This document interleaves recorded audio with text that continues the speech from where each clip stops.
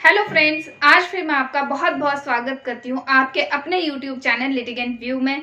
Friends, आज फिर मैं आपके लिए एक नई वीडियो लेकर आई हूँ सुप्रीम कोर्ट के लेटेस्ट जजमेंट के साथ, जो अनुकंपा के आधार पर नियुक्ति के संबंध में है। जी हाँ दोस्तों, ये सुप्रीम कोर्ट का जजमेंट सोमवार को ही आया है, यानी 13 सितंबर 2021 को सुप्रीम कोर्ट का जजमेंट आया। ये जजमेंट अपने आप में एक बहुत ही महत्वपूर्ण जजमेंट है। सो वीडियो को लास्ट तक देखिएगा।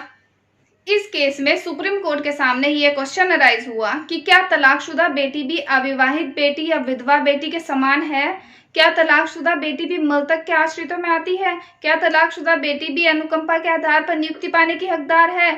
आज इस वीडियो में हम इसी जजमेंट को डीपली डिस्कस करेंगे, बिकॉज अगर मैं सिर्फ कंक्लूजन आपको बता दूंगी तो आप लोगों के माइंड में कंफ्यूजन रहेगा कि ये केस हमारी परिस्थितियों से मिलता जुलता है या नहीं है, हमारे केस में लागू होगा या नहीं है। सो आज मैं इस वीडियो में केस की परिस्थितियां क्या थी, हाई कोर्ट ने क्या कहा, सुप्रीम कोर्ट ने क्या कहा और कंक्लूजन क्या निकलता है इस चीज़ का, आज हम ये सब इस वीडियो में डिस्कस करेंगे।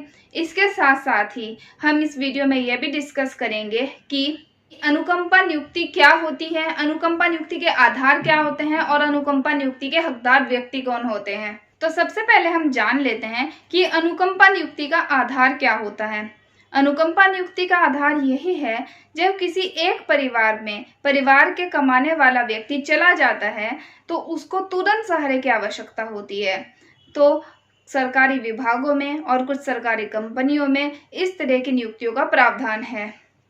जब किसी सरकारी कर्मचारी की उसकी नौकरी में रहते हुए मृत्यु हो जाती है तो उसके किसी आश्रितों को, जिसमें उसकी पति, पत्नी और उसकी संतानें शामिल हैं, उनमें से किसी एक को प्रदान की जाती है। इस मामले में पिटिशनर यानी कि जो आवेदन कर रही है, उनकी मां गवर्नमेंट ऑफ कर्नाटक में मंडी डिस्ट्रिक्ट ट्रेजरी में सेकंड डिवीजन असिस्टेंट के पद पर कार्यरत थी। इसके बाद उनकी बेटी ने अनुकंपा के आधार पर नियुक्ति के लिए आवेदन दायर किया और उनका आवेदन इस आधार पर खारिज कर दिया गया कि तलाकशुदा बेटी के लिए कर्नाटक सिविल सेवा अनुकंपा के आधार पर नियुक्ति नियम 1996 के नियम 3(2) के तहत कोई प्रावधान नहीं है। इसके बाद मामला हाई कोर्ट पहुंचा और हाई कोर्ट ने नियम 3 की व्याख्या करते हुए यही कहा कि तलाकशुदा बेटी भी अविवाहित बेटी या विधवा बेटी के वर्ग में आती है, इसलिए तलाकशुदा बेटी को भी अविवाहित बेटी या विधवा बेटी के समान माना जाना चाहिए। सो हाई कोर्ट ने पिटिशनर के फेवर में अपॉइंटमेंट का ऑर्डर दिया।